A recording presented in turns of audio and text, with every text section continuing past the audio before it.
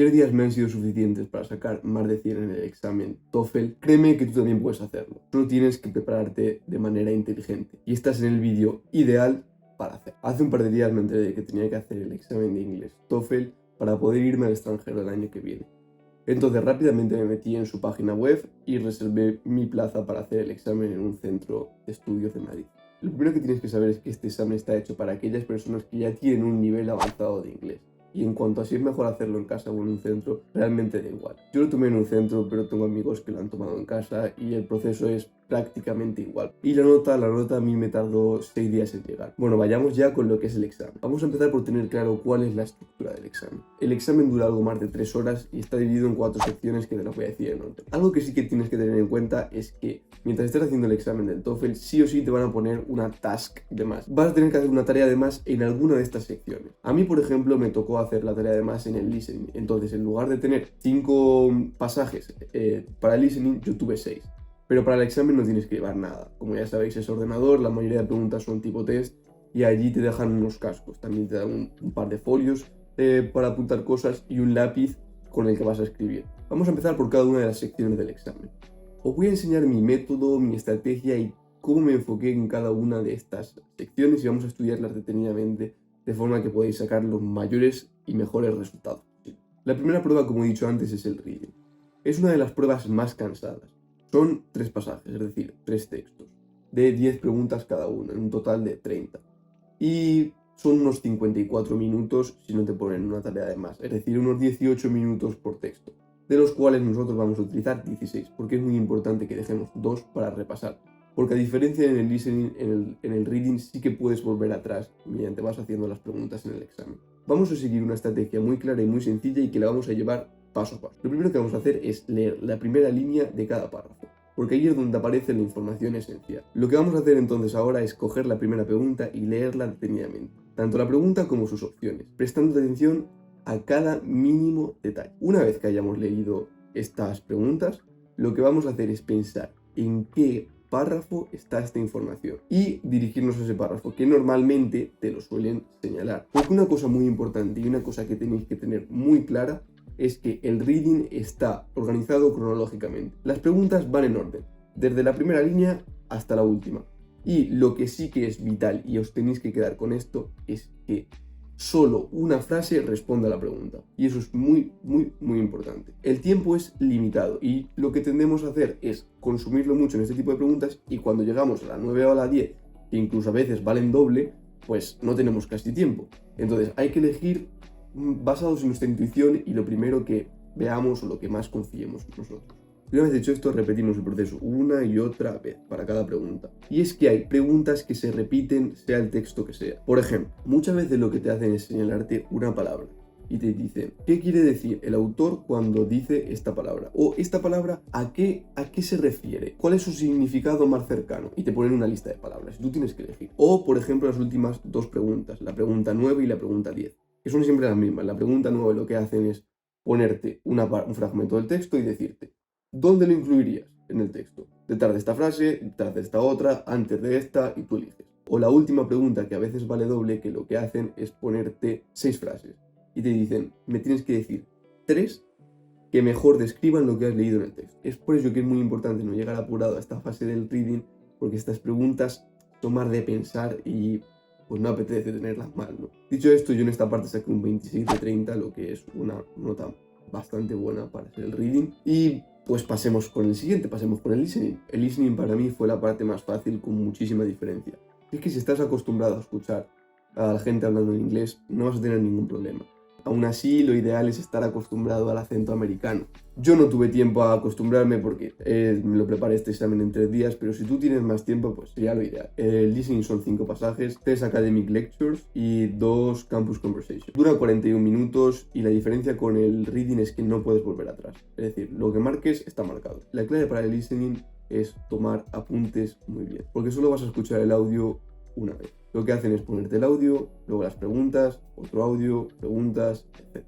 Tienes papel de sobra, por lo que desde el principio hasta el final del audio vas a estar apuntando aquello que veas más específico, los detalles más relevantes. Luego es muy probable que no necesites estos apuntes, yo no los necesité para nada, pero el estar todo el rato pensando en qué es lo importante, qué tengo que apuntar, me hizo estar más atento y quedarme con más información. De nuevo, las preguntas son muy diferentes, pero sí que es verdad que de antemano sabes algunas. Como por ejemplo, te suelen preguntar si es una charla entre un profesor y un alumno, por qué el alumno va a visitar al profesor. O si es entre dos estudiantes del campus, por qué un estudiante habla con el otro, sobre qué tema, cuál es su duda, qué ayuda necesita, ese tipo de cosas. Esta parte se me dio muy bien, saqué un 29 de 30.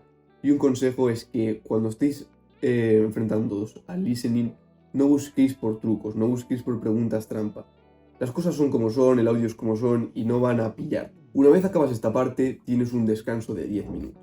Pero nosotros solo vamos a utilizar 5. En esos 5 minutos te recomiendo que salgas de la sala, vayas al baño, comas algo, estires un poco las piernas y desconectes un poco.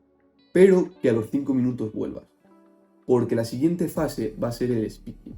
Y en el speaking es muy importante tener claras las plantillas porque tienes poco tiempo. Entonces, te recomiendo que en esos últimos 5 minutos de descanso empieces ya a escribir las plantillas del speaking. Y es que ahora vienen las dos secciones del examen en las que nosotros más podemos influir en nuestra nota, que son el writing y el speaking. Y la forma de influir en esta nota es mediante plantillas. Plantillas que te voy a dejar en la descripción y que son muy útiles y te las tienes que saber de memoria, ya que a las personas del TOEFL, a la gente que está corrigiendo este examen, les encantan las estructuras y la organización. Les apasiona. Ahora vamos con la parte más difícil del examen, que es el speaking, o por lo menos la que más me costaba a mí, porque te relaciona muchas cosas en muy poco tiempo. Tienes muy poco tiempo para planear, muy poco tiempo para hablar. Pero es muy importante las plantillas y te voy a dar una que te va a solucionar casi todo. El speaking son 4 tareas, 4 tasks. Les tienes que hacer en 17 minutos. Y la clave aquí es conocer cada tarea a la perfección. De forma que tú tienes tu plantilla, pero ya sabes qué es lo que tienes que buscar en cuanto empieces la tarea, en cuanto te den el artículo, en cuanto te den el audio. De forma que todo lo tengas ya interiorizado, memorizado. Solo tengas que buscarlo y decir tu plantilla. La primera parte del speaking es el personal choice. El personal choice se divide en 4 opciones. El primero de ellos es un paired choice. Luego está el multiple choice, donde tienes que elegir entre más de 2 opciones, pues a lo mejor 3 o 4. Y luego el agree o disagree, que a ti te dan una frase y tú tienes que decir si estás de acuerdo o en desacuerdo con ella. Las 3 anteriores tienen un modelo de plantilla diferente a la que vamos a ver ahora, que se trata de ventajas y desventajas, advantages and disadvantages, y la plantilla es completamente diferente, como voy a mostrar a continuación. Imaginemos que nos ha tocado un agree-disagree. Pues yo empezaría algo como I agree, disagree with the idea that, y digo la idea. I feel this way for several reasons. Y ahora vamos a explicar nuestras razones. Entonces empezamos. First, y decimos nuestra razón. Y luego, una vez hayamos terminado, pues decimos second. Y por último, la otra razón. Imagínate que nos sobra tiempo. Pues, en lugar de quedarnos callados, lo que podemos decir, this is why I think so. De forma que no nos quedemos callados y tengamos algo que decir siempre. Pero, como he dicho, esta plantilla es muy diferente al de advantages and disadvantages, que sería algo como así. There are certainly both pros and cons of. Y nosotros decimos en nuestro tema. First of all, one advantage is lo que sea. However, a major disadvantage is la que sea. Y para terminar, pues das tu opinión. Entonces dices, overall, I guess it's better to. Y das tu opinión. Nosotros vamos a tener 15 segundos para preparar esta prueba. ¿Qué es lo que tenemos que hacer en esos 15 segundos? En nuestro caso, nosotros vamos a leer el enunciado de esta prueba, de este personal choice. Lo que tenemos que hacer es buscar 2 razones por lo que apoyamos o no apoyamos algo. Esta prueba tiene unos 15 segundos para prepararla. No es suficiente. Entonces, es por eso que es importante haber llegado 5 minutos antes del descanso para ir ya escribiendo un poco el guión de esta. Vamos con el Task 2, Campus Announcement. Esta de lo que va es que tú lees una noticia que acaba de dar la universidad, normalmente acerca de un cambio. Y luego tú lo que escuchas es a 2 estudiantes discutiendo acerca de este cambio. Normalmente suelen ser un chico y una chica, y uno de ellos apoya este cambio y el otro pues no le gusta, lo critica. Luego lo que te pide el ejercicio es decir el cambio y las razones que ha dado uno de los dos, o bien la chica o bien el chico, o bien el que apoya o bien el que lo critica. Por ello, ¿qué es lo que tenemos que buscar mientras nos dan tiempo para leer el artículo? Ver el cambio y las razones que tiene la universidad para este cambio, que normalmente suele ser el cambio en el primer apartado, en el primer párrafo, y las dos razones en los siguientes párrafos, en el segundo y en el tercero, a lo mejor son en el segundo. La demás información nos da igual. ¿Y qué es lo que buscamos en el audio? Las dos razones que tiene el chico, las dos razones que tiene la chica. Y ya lo que tienes que hacer en el tiempo de preparación es unir lo que acabas de apuntar con la plantilla que te tienes que haber estudiado y que te voy a presentar a continuación. Por ejemplo, sería algo así. According to the announcement. Y ahora tú dices el cambio.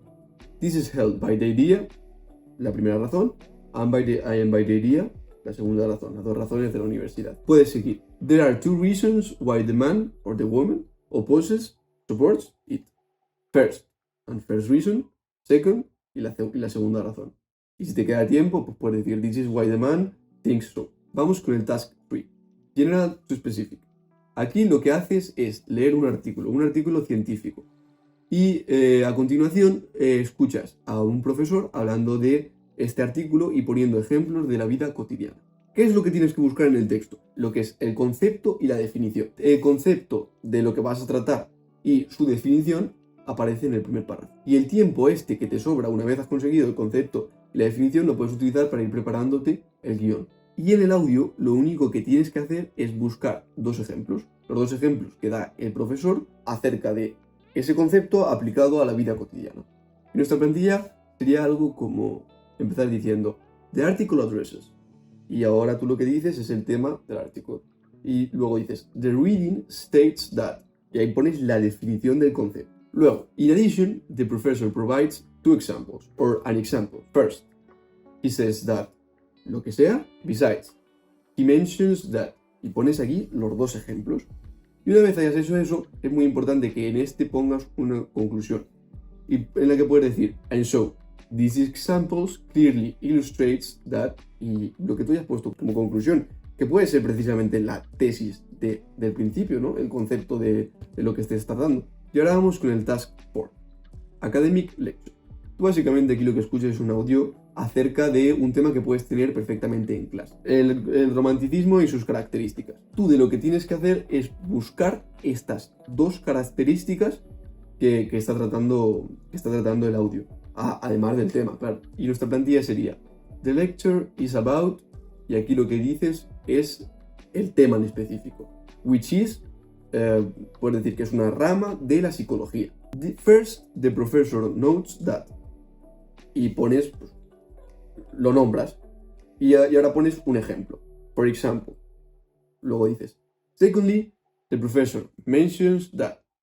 Y pones otro, luego dices, for instance. Y pones el segundo ejemplo. Y con eso a mí me quedó para un 23 de 30 en el speaking. Ahora vamos con el writing. El writing es un 90% seguir la plantilla que te voy a dar y un 10% no cometer ningún error muy grave. Y es que el writing consta de dos partes, el Integrated Essay y el Independent Essay.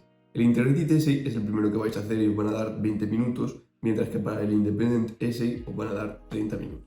Bueno, esto supongo que ya lo sabréis, pero estamos en unos escritos formales. Nada de contracciones ni de phrasal verbs informales. Y tener mucho cuidado con las palabras que utilizáis y con cómo se deletrean. Porque es mucho mejor utilizar un vocabulario algo más simple, pero que estás seguro de cómo se escribe, a cagarla inventándote una palabra. Ahora vamos con el número de palabras. Para el Integrated Essay, lo suyo sería unas 250-300 palabras. Y para el Independent Essay, unas 350-400 palabras. Vamos con el Integrated Essay. En este escrito lo que hacen es primero presentarte un artículo.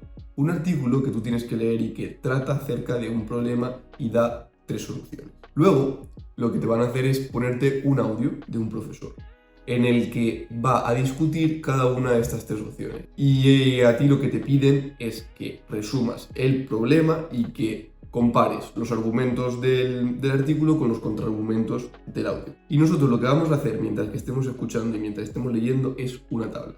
Una tabla que va a tener 2 columnas y 4 filas. Las 4 filas van a corresponder a los 4 párrafos que va a tener tanto el artículo como el audio. El primer párrafo va a ser una introducción en el que dicen el problema, y el segundo, tercer y cuarto párrafo va a ir para cada uno de los argumentos y contraargumentos del problema, del texto y del artículo. ¿Y cómo lo vamos a desarrollar? Pues con la misma estructura que tiene el artículo y que tiene el audio. Es decir, un párrafo para la introducción, Y luego otros 3 párrafos que van a hablar de el argumento y contraargumento 1, argumento 2 contra argumento 2 y argumento 3 contra argumento 3. En este ensayo, en este essay, no tenéis que dar vuestra opinión. Es un ensayo puramente objetivo y en tercera persona. Una forma en la que yo haría la introducción sería algo como: The article and the lecture both deal with, y a nosotros ponemos el tema del que vaya el audio y el artículo. Whilst the author thinks that blah blah blah blah blah for 3 specific reasons, the lecturer opposes the author claims. Punto. In his opinion, these reasons do not hold water. Y en cuanto a los otros 3 párrafos, nosotros vamos a conservar todo el rato la misma estructura. Vamos a primero utilizar 2 frases en las que decimos los argumentos del artículo para luego oponerlos a los contraargumentos del audio. Y lo único que vamos a hacer es ir cambiando entre un párrafo y otro las expresiones que utilizamos. Una forma de empezar con el primer párrafo sería: First, the author claims that, lo que sea. Furthermore, it is stated in the article that. Y lo sigues poniendo. Ahora hay que ponerlos, entonces podemos decir: In contrast, the lecturer argues that since, y lo que diga. Y para seguir explicándolo, para seguir dando más detalles, podemos decir: In addition, he maintains that. Pues ya está, es repetir esta estructura con la plantilla que os voy a dejar aquí en la descripción. Entonces, por favor, mirar la plantilla que va a haber en la descripción. Ahora vamos con el Independent Essay. El Independent Essay es más largo y a mí me costó mucho más, porque en este caso tú lo que tienes que dar es tu opinión. Entonces tú tienes que buscar tus propios argumentos. Y mi recomendación es que no hace falta que pongáis lo que creáis, simplemente que busquéis lo que mejor puede quedar en el texto y lo que más pie te vaya a dar a desarrollar estos argumentos. La estructura ahora van a ser 4 párrafos. El primero que va a estar enfocado a una introducción con una hook, con un gancho para el lector, para luego seguir con 2 body paragraphs que van a ir cada uno destinado a una razón por la que hemos elegido lo que nos hayan dicho en el enunciado, para terminar con una conclusión en el último párrafo en la que retomamos nuestra tesis. De nuevo, ahora vamos a dividir la introducción en 3 partes, que va a ser la hook, la tesis y la transición. La hook es el gancho, es lo que va a hacer que el lector se enganche y tiene que ser corta. Lo que vamos a hacer es volver a escribir el enunciado de una forma más interesante. Por ejemplo, yo en el examen del TOEFL tenía que hablar de si era importante enseñar a los profesores y cómo. Eso obviamente no es como aparecía en el enunciado. Entonces, yo empecé mi essay diciendo: Teaching the teachers is crucial. Para luego seguir con la tesis, que es la segunda parte de la introducción y lo que vamos a defender a lo largo del texto. Esta tesis depende de cómo te hayan formulado el enunciado, porque de nuevo puede ser un agree o disagree, un paired choice, en la que tú eliges acerca de 2 opciones, o un multiple choice si tienes que elegir acerca de más de 2. Por ejemplo, digamos que es un agree o un disagree, pues tú puedes empezar diciendo: I agree o I disagree with the idea that, y tú explicas tu tesis. Para luego terminar con una transición que va a ser siempre la misma: I feel this way for 2 reasons which I will examine in this essay. De nuevo, el body paragraph 1 y el body paragraph 2 van a tener la misma estructura, solo que vamos a ir cambiando las palabras por sinónimos. Y van a seguir un orden que va a ser reason, explanation, example. Por ejemplo, una forma de empezar nuestro párrafo y de mostrar nuestra primera razón es diciendo: First of all, decimos nuestra primera razón, punto.